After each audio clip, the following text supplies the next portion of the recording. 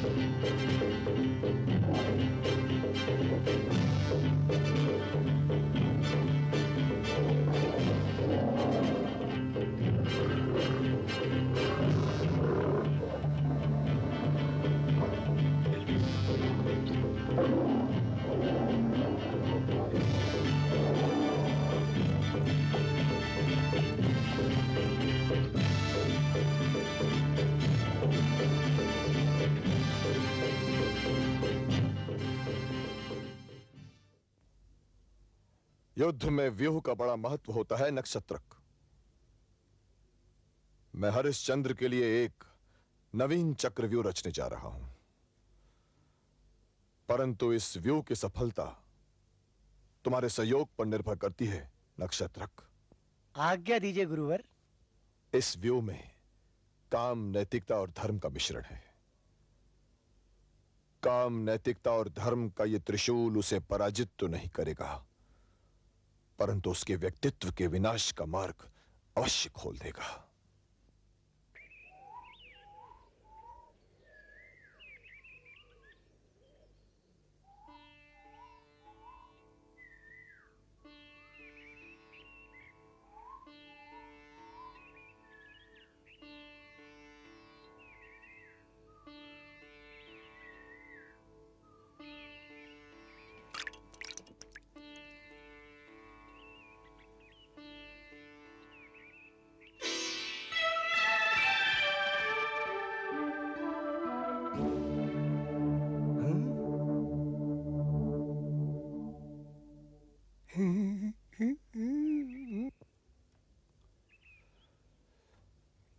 ये मातंगी कन्याएं हरिश्चंद्र को अपने आकर्षण पाश में बांध लेंगी नक्षत्रक। तब अपने कर्तव्य पथ से हटकर वो वासना की लपेट में आ जाएगा। जब चरित्र का पतन होता है तो व्यक्ति कुछ भी करने को तैयार हो जाता है नक्षत्रक। इससे मेरा कार्य सुलभ हो जाएगा। हे मातंगी कन्याओं, तुम्हें अयोध्यापति हरिश्चंद्र पर यौवन पाश फेंकना है, उसकी काम तृष्णा को भड़काना है और फिर अपने केशों में बांधकर अपने ऋषि चरणों में ले आना है। इस नाटक में मेरी तो कोई आवश्यकता नहीं है गुरुवर। है शिष्य है, किंतु आगे चलकर। अभी रंगमंच के किसी और खड़े होकर नाटक देखो और रंगमंच पर अपने आने की प्रतीक्षा करो। आज्ञा का पालन करो। जो आज्ञा। महाराज की जय हो। अनुमति हो तो कुछ निवेदन करूं? अवश्य। 2 कन्याएं आपके दर्शन की प्रतीक्षा कर रही हैं। कन्याएं हमारी प्रतीक्षा कर रही हैं? क्यों? वे नृत्य गायन में प्रवीण हैं। अपने नृत्य गायन से आपकी थकावट को दूर करने की इच्छा रखती हैं। आपकी अनुमति हो तो आवश्यक प्रबंध करूंगा। ठीक है।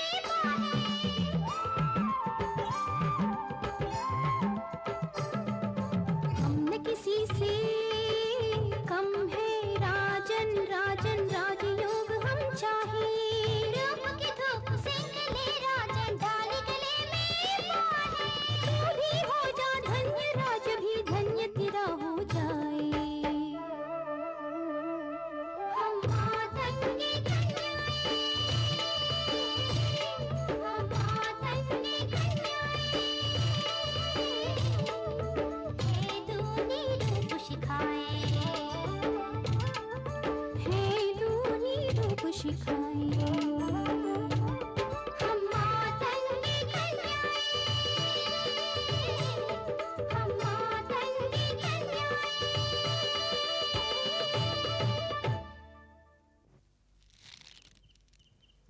हे नर्तकियों, तुम अपनी कला में अवश्य निपुण हो, परंतु जो कला अश्लीलता से भरी पड़ी हो वो कला नहीं, कामुकता की कोई दासी है।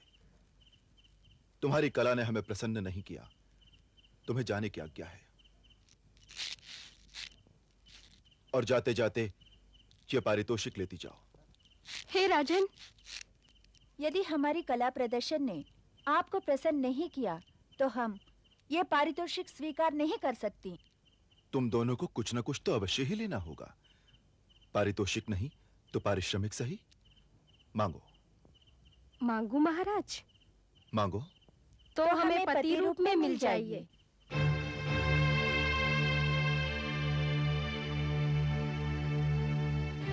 यह संभव नहीं है नर्तकी। आप वचनबद्ध हैं महाराज। नर्तकी, यह न भूलो कि हम विवाहित हैं। अग्नि को साक्षी बनाकर महारानी तारामती को पत्नी के रूप में स्वीकार किया है। हम अपने दायित्व से मुख मोड़कर आत्मद्रोह नहीं कर सकते। तो हमें अपने निकट रहने का सौभाग्य प्रदान कीजिए महाराज। हमें भोगिए महाराज। भोगिए महाराज। इससे पहले कि हम तुम्हें इस असभ्यता के प्रदर्शन पर कोई दंड दें, तुम दोनों हमारे शिविर से निकल जाओ। निकल जाओ। रुकिए महाराज, रुकिए। आप ये क्या कर रहे हैं? आपको ज्ञात है आप किन्हें ठुकरा रहे हैं? हे राजन, मैं महर्षि विश्वामित्र का शिष्य नक्षत्रिक हूं। आप इनका अपमान करके महर्षि विश्वामित्र का अपमान कर रहे हैं, क्योंकि ये उनके तपोबल की रचनाएं हैं। महर्षि विश्वामित्र की रचनाएं? और रचनाएं तो संतान के भांति होती हैं। तब तो ये दोनों उनकी पुत्रियां हुई ना। मैं ये नहीं कह सकता। महर्षि का क्रोध इस अपमान पर आपको क्या दंड देगा?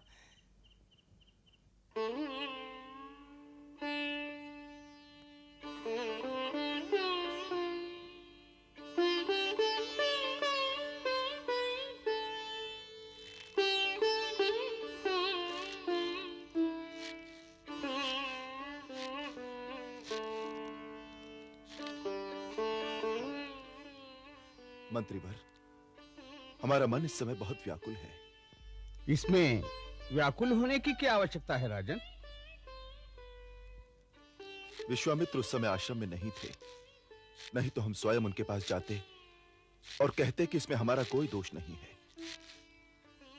हमारा उद्देश्य मातंग कन्याओं का अपमान करना नहीं था। पतिदेव, उन मातंग कन्याओं ने अपनी मर्यादा की सीमाएं पार करके आपसे अशिष्टता से व्यवहार किया है, इसीलिए आपने उनका तिरस्कार किया है। आपने उनका अपमान तो नहीं किया। इस तिरस्कृति से वे अवश्य आप पर अनेक आरोप लगाएंगी। फिर भी वह महर्षि उनका विश्वास नहीं करेंगे, क्योंकि वे ज्ञानी हैं, सिद्ध पुरुष हैं। आप सत्पुरुष हैं राजन, इसीलिए आपका मन इस छोटी सी बात पर दुखित हो रहा है। आप स्वयं ऋषिवर विश्वामित्र से मिलिए और उनकी कोई शंका हो तो दूर कीजिए। मंत्रीवर, किसी दूत को भेजकर ये जान लीजिए कि महर्षि विश्वामित्र आश्रम में हैं या नहीं। हरिश्चंद्र, अपने राजा होने का इतना गर्व, अपने अधिकारों का इतना दुरुपयोग, अपने ही ऋषि विश्वामित्र का ऐसा अपमान, अपनी सचरित्रता का ऐसा दिखावा।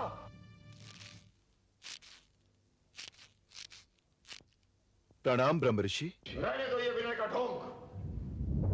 हमारी पुत्र तुमसे विवाह करने की योग्यता नहीं रखती। तुमने उनका तिरस्कार इसलिए कर दिया कि वो तुम्हारी जाति की नहीं। बोलो, गुण प्रधान है अथवा जाति? जो तुम्हारे पास अपने आप को समर्पित करने आई, तुमसे विवाह रचाने आई, उनका ऐसा तिरस्कार? क्या समझ रखा है अपने आप को? इतना दम्भ, इतना गर्व, यह भी नहीं सोचा कि वो ब्रह्म ऋषि विश्वामित्र की पुत्रियां हैं? शांत होइए महर्षि, मेरी बातें ध्यान से सुनिए।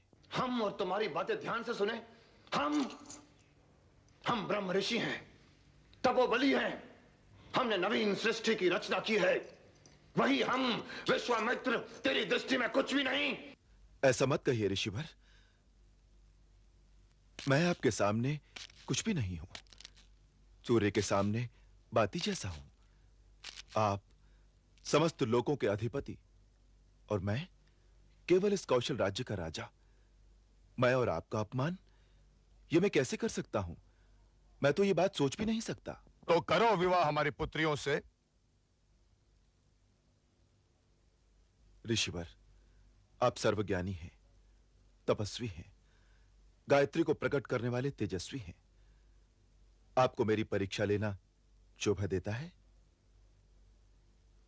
विवाह वंश वृद्धि के लिए होता है और मैं पहले ही विवाह करके अपना धर्म निभा चुका हूं। मेरा एक पुत्र भी है। इस उम्र में और विवाह कैसे कर सकता हूं? राजा होते ही हैं सुख के लोभी, भोग विलास के आदि। वो अनेकों विवाह रचा सकते हैं, किसी से भी विवाह कर सकते हैं। परंतु यह तो धर्म के विरुद्ध है। ऐसा करना इच्छाओं का दास बनना है। मुझ जैसे गृहस्थ के लिए ऐसा करना पाप है। पाप और पुण्य की बातें तुम हम ही से कर रहे हो, विश्वामित्र से। हरिश्चंद्र, तुम्हारे पिता का शुभ चिंतक ये विश्वामित्र तुम्हें यह आज्ञा देता है कि यह विवाह करो। ऐसा करना अधर्म नहीं, धर्म है। अन्याय नहीं, न्याय है ये। आप जैसे ऋषि के लिए ऐसा कहना क्या न्याय संगत है? विवाह बंधन में बंधी पत्नी को छोड़कर किसी और स्त्री से विवाह करना क्या उचित है? मैं एक पत्नी व्रती हूं, सत्य के व्रत का पालन करता हूं। मुझ जैसे को ऐसा आदेश देना धर्म के नियमों के विरुद्ध है ऋषिवर। धर्म और अधर्म की बातें हमसे ना करो हरिश्चंद्र, हम ही को लो। हम विवाहित थे, फिर भी हमने मेनका से विवाह किया है। क्या यह अधर्म हुआ? अधर्म तो है कन्या की प्रेम की इच्छाओं को ठुकराना। तुमने हमारी कन्याओं की इच्छाओं को ठुकराकर पाप किया है हरिश्चंद्र। बोलो, क्या दूसरा विवाह अधर्म है? कितने देवता ऐसे नहीं जिनकी एक नहीं, दो नहीं, तीन तीन पत्नियां हैं। हमारा कहा मानोगे तो हम तुम्हें सब कुछ दिला देंगे हरिश्चंद्र। बोलो, तुम्हें क्या चाहिए? पारिजात, कल्पवृक्ष, अमृत, क्या चाहिए तुम्हें? मैं आपके प्रलोभनों में आकर सूर्यवंश का गौरव मिट्टी में मिला दूं, उसे धराशायी कर दूं? इस पाप कर्म से अच्छा तो यही होगा कि मैं इस राज्य का ही त्याग कर दूं। राज्य छोड़ दूंगा, किंतु धर्म नहीं छोड़ूंगा। धर्म नहीं छोड़ोगे? नहीं। राज्य छोड़ दोगे? हाँ। अपना वचन निभाने के लिए सिंहासन भी त्याग दोगे? त्याग दूंगा। तो फिर डटे रहो अपने वचन पर हरिश्चंद्र। या तो मेरी पुत्रियों से विवाह करो या राज्य त्यागो। आपकी पुत्रियों को कदापि स्वीकार नहीं करूंगा। राज्य छोड़ दूंगा। सच हरिश्चंद्र?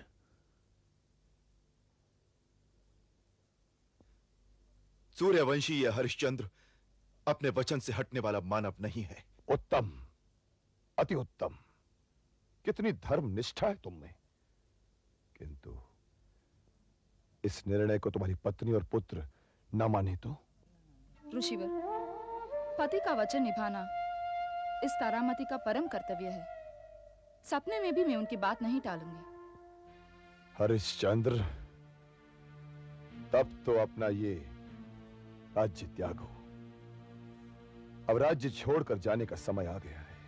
महाराज, आप राज्य छोड़ नहीं जाएंगे। नहीं जाएंगे, नहीं जाएंगे, नहीं जाएंगे, नहीं जाएंगे, नहीं जाएंगे, नहीं जाएंगे, नहीं जाएंगे, नहीं जाएंगे। महाराज, आपके बिना ये राज उस शरीर के समान है जिसमें प्राण नहीं। आप चले जाएंगे तो हम अपने आप को मृत्यु दंड देंगे। आप जनता से इस प्रकार मुंह मत मोड़िए महाराज। आप नहीं जाएंगे महाराज, नहीं जाएंगे, नहीं जाएंगे, नहीं जाएंगे, नहीं जाएंगे। मैं आप लोगों को छोड़कर कहीं जाऊं भी तो क्या हुआ? मैं जहां भी हूं आपका हूं और आप सब मेरी प्रिय जनता हैं। हरिश्चंद्र, तुम्हारी बातों से हमारे विरुद्ध षड्यंत्र की दुर्गंध आ रही है। राज्य हमारा और जनता तुम्हारी। इसका अर्थ तो यह हुआ कि ये लोग हमारी आज्ञा न माने, हमें राज्य सिंहासन पर न रहने दें। तुम यहां रहोगे तो हम राज्य का शासन नहीं संभाल पाएंगे, हमारे राज्य में शांति नहीं होगी।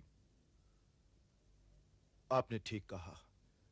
मैं अपनी पत्नी और बच्चे को लेकर यहां से चला जाता हूं। कहां जाओगे? काशी जाकर शेष जीवन शिव पूजा में बिताऊंगा। अस्तु।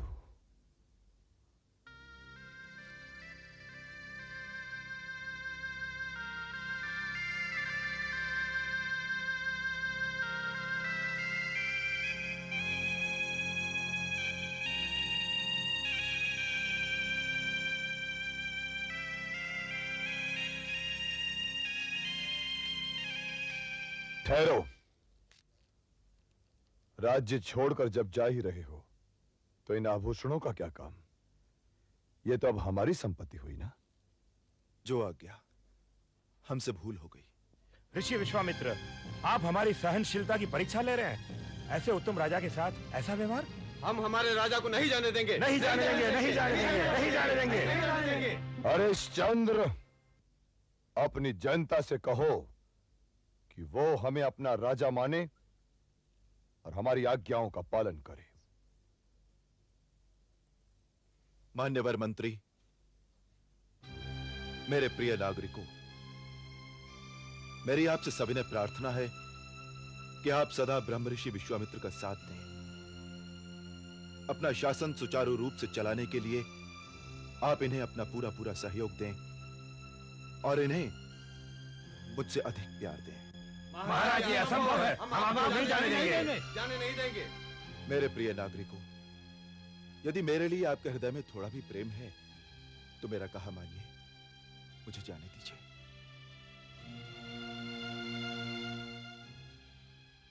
ठहरो हरिश्चंद्र, हमने जाने के लिए कहा तो तुम चल पड़े।